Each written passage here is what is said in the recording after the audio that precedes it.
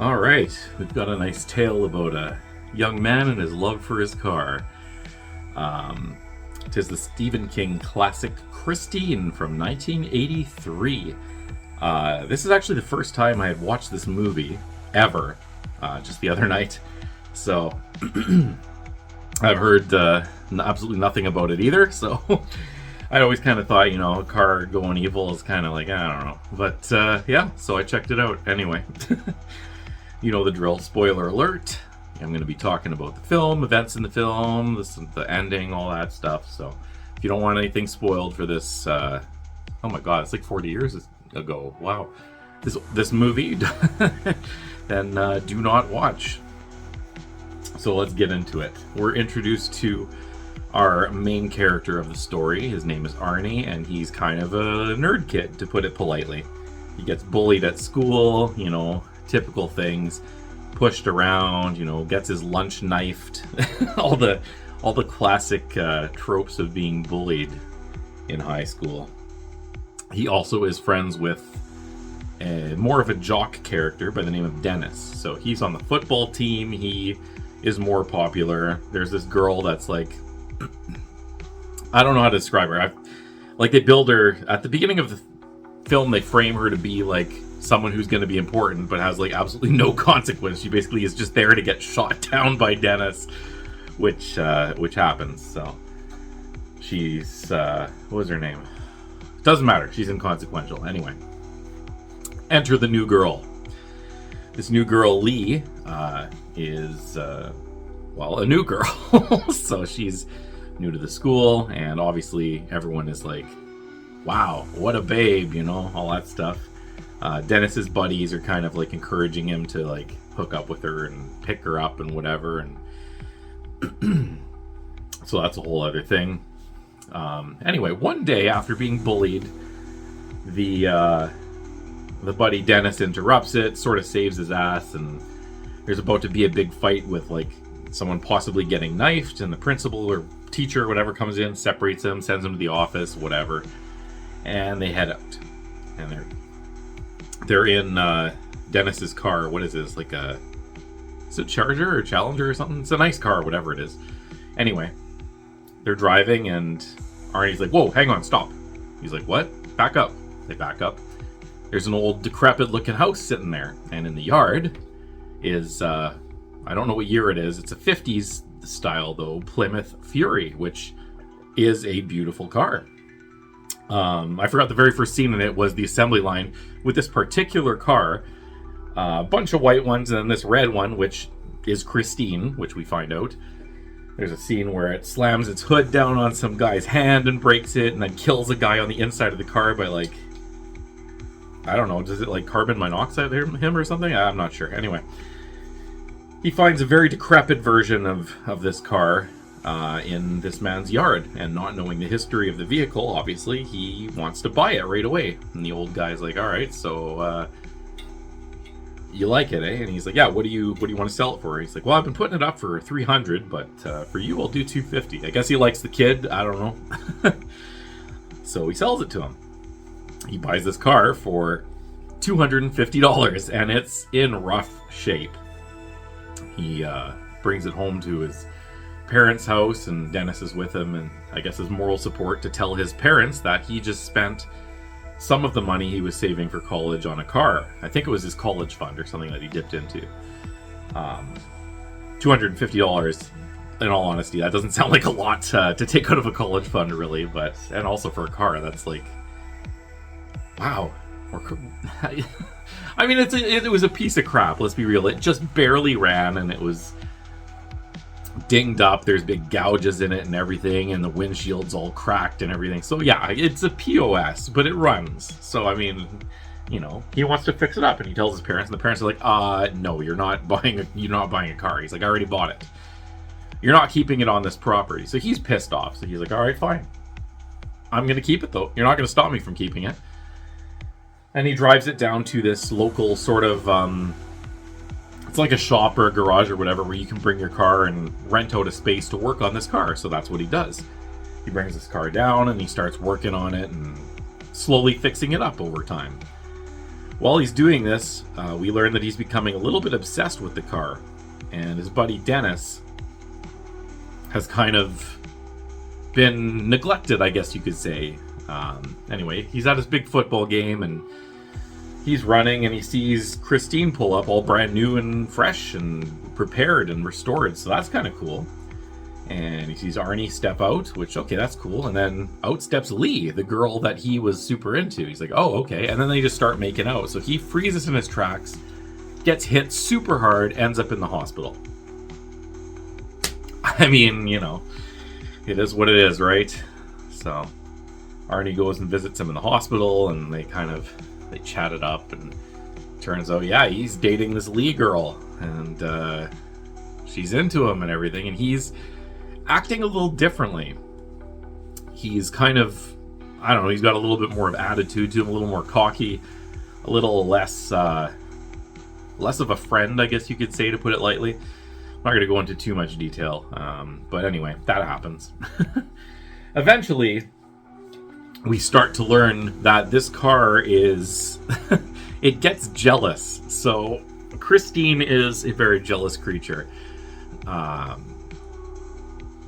Doesn't want him with anyone else. So Lee, for example, there's a scene where it like turns on the radio, and so that's kind of like the signal of it coming to life, as the radio turns on and like old 50s music plays, and it starts, I guess, filling up the car with carbon monoxide or something, so she's not able to breathe. They're at like a movie theater or something, and Arnie like tries to get her out, but the door's locked, and some other guy ends up opening the door on the other side and saving her and pulling her out. And she's like, you didn't even try. He's like, the door was locked. He's like, well, that dude got me out. I don't know. Like, so they have a little lover's quarrel, but it's not the end of the world. It is clear, however, that she likes him a lot more than he likes her back. His obsession at this point is with this car in particular. Now, the car starts deciding to stick up for Arnie a little bit. So there's one night when he's keeping it in the shop, these bullies sneak in and they destroy this car. Like, they smash it with a sledgehammer. They like absolutely destroy it to the point of it like it's clearly not functional. It's like lopsided, and like the whole front is smashed in, and like the bumper and pieces of it are all over the ground. And when Arnie goes in with Lee, he says basically he's gonna go get his wallet, I guess, for their date. He left it in the car for whatever reason. That's very weird, but anyway. He goes in and he sees this car all smashed, and even Lee is like, oh my god. Yeah, like, she had expressed concerns with him being so obsessed with this car versus her before, but at the same time, seeing the condition, like, wow, this car obviously meant a lot to him. That is rough. And she's like, oh my god, I'm sorry, what the hell? And he snaps at her. He just turns to her and is like, you wanted this. Like, fuck you, essentially. And, like, breaks her heart right there, which is like, oh my god. That's rough. Anyway. The car starts to reform. Now, it's a very cool scene. Like, they must have done it in reverse or something, maybe filming it or whatever. Like, you can see the metal, like, unbend and pop out, and, like, the tire reflates, and, like, the car, like, shifts back up, and the mirrors unbreak and stuff. And it's actually a really cool sequence. Like, obviously, I know a lot of it was filmed in reverse, but, like, the metal popping out and stuff, that was really cool how they did that. I'm not sure. I mean, it's all practical effects, right? Because it's 1983. They didn't exactly have, you know, CGI and whatnot. So anyway, it's very cool the way they did that. That being said, this car decides to go on a bit of a spree. So there's bully number one, where I can't remember if he's in the car or not. I think he is. I'm assuming that they're like doing this together. Anyway, bully number one, they confront him on the street and he runs, and basically the car runs him down, and the bully like gets into this little tight alleyway or whatever, and Christine is at the front of the alleyway. It's a dead end, but it's like too thin for her to go in the car. Anyway, she powers through it anyway. Like, the sides of her get all smashed and crunched as it's slowly inching forward, like forcing itself into this to basically pin him to the wall and kill this kid. So bully number one out of the way. there'll be more than just him, obviously. So he's toast.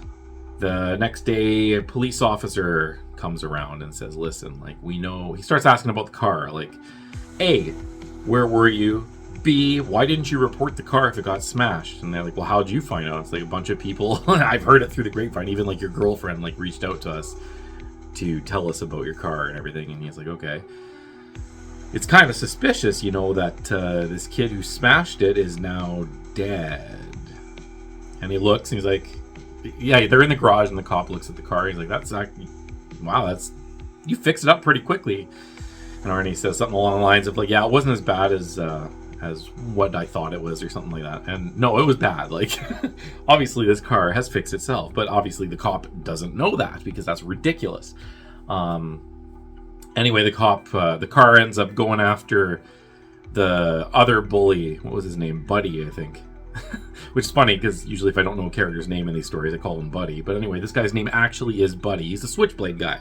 The guy who knifed his lunch and spilled his yogurt all over the place or whatever. Anyway, chases down Buddy, and Buddy gets to like a gas station / repair shop, and he runs in, and Christine is right there and smashes right into Buddy's car and absolutely destroys it and pushes it on the inside, and there's a leak from the gas tank, and boom, it catches fire, and there's a mild explosion. The guy working in the shop is killed. Buddy gets away, so all right. I don't know if Christine had a vendetta against that shop owner or not, or if it was just one of those collateral damage type deals. Anyway, he's toast, burning. Christine is now on fire, like a burning car, and the visual for this is actually really cool. So yeah, she drives right through the gas station, the pumps, and obviously the gas station explodes, which is, you know, fun, and she's chasing down Buddy now.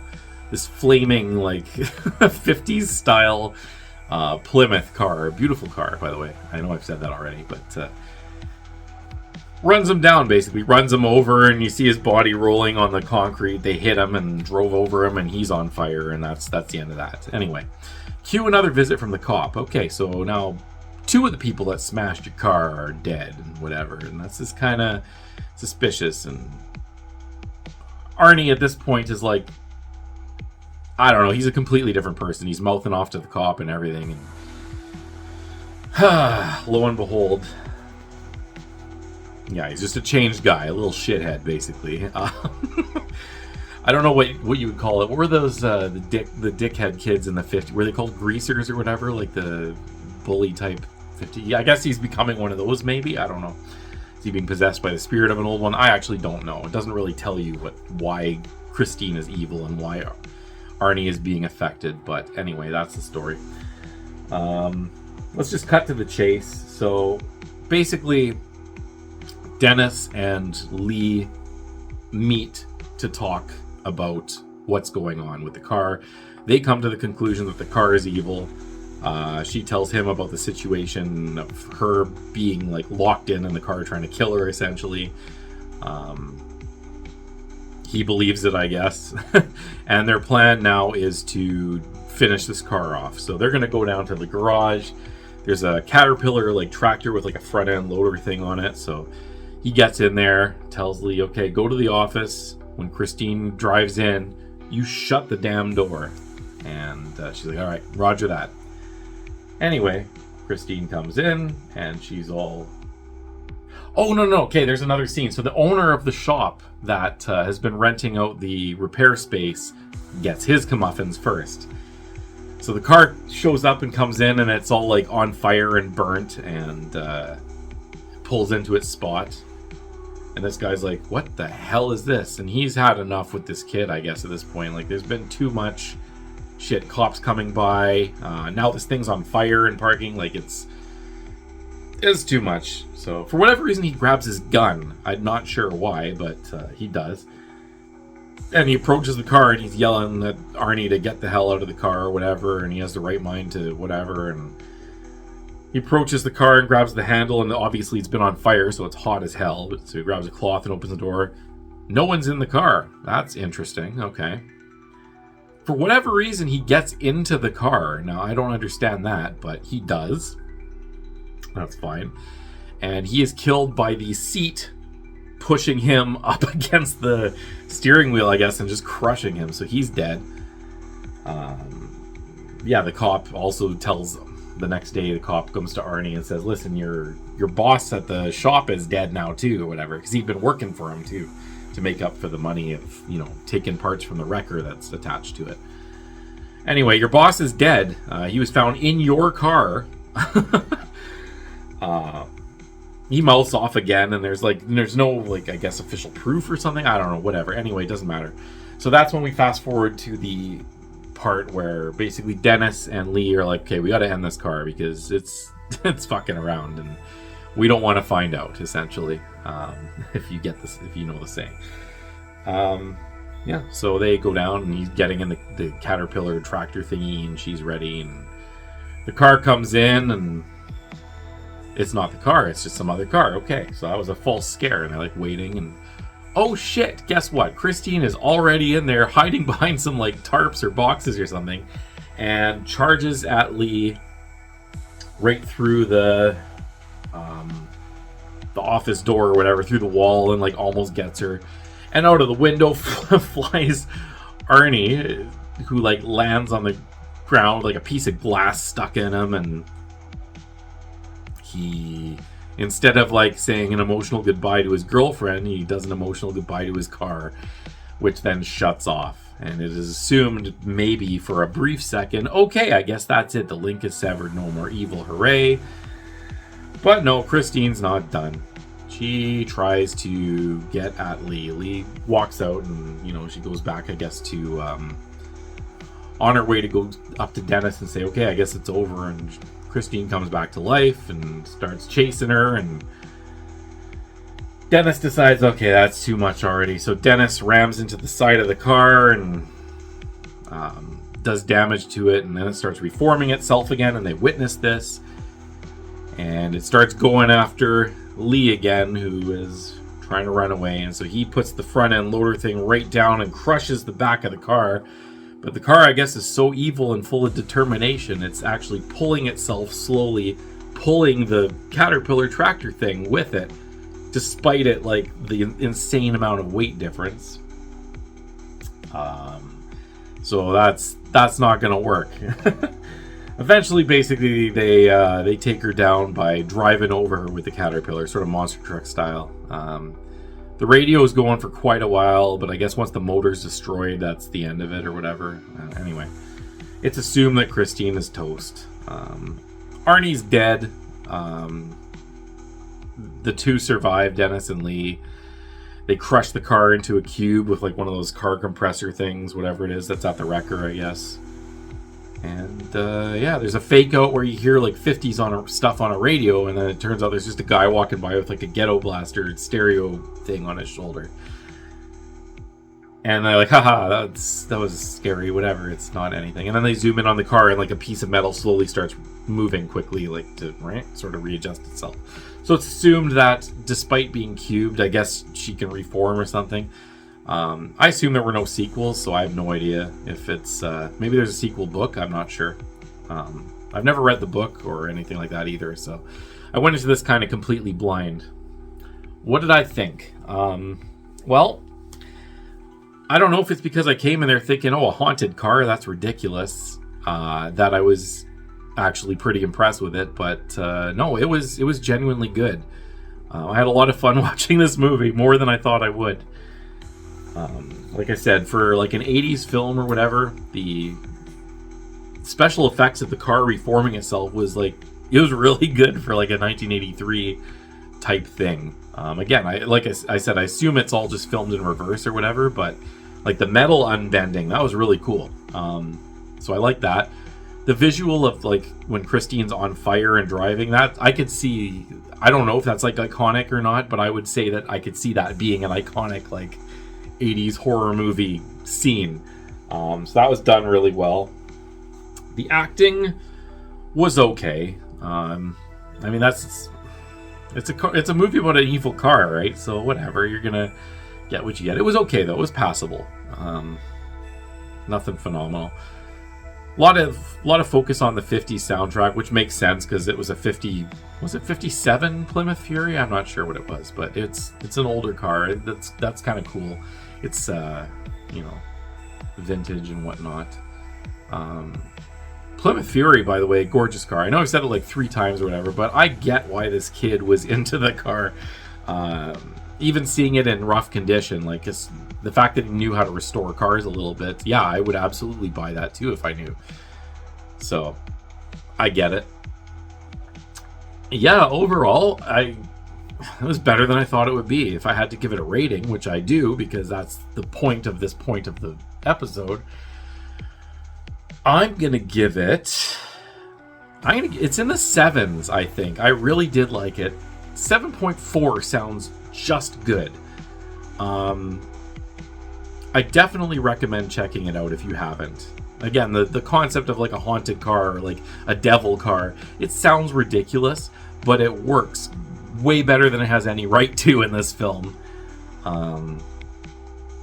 Again, a lot of Stephen King movies, I mean, they're pretty hit and miss, right? Like, you got amazing stuff like The Shining, and then you got Maximum Overdrive, and which I kind of thought that this was going to be like, because all I remember from that movie is like it's coke machines attacking people and the big semi truck with the Green Goblin on it chasing people down, and it's like, okay, well, now here's a car that's evil. But no, way better than Maximum Overdrive, in a serious way. To be fair, Maximum Overdrive is a fun watch because of how absolutely ridiculous it is, but no, this it's good, so check it out.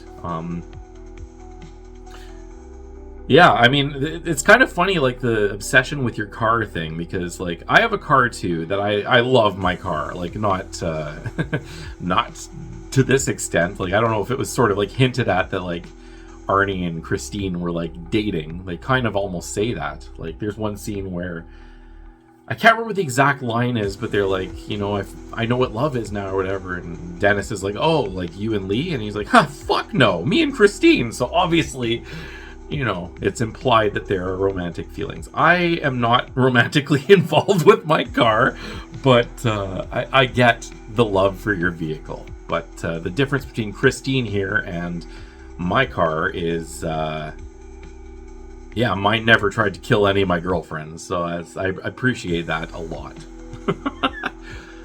But yeah, so that's about all I got for this one.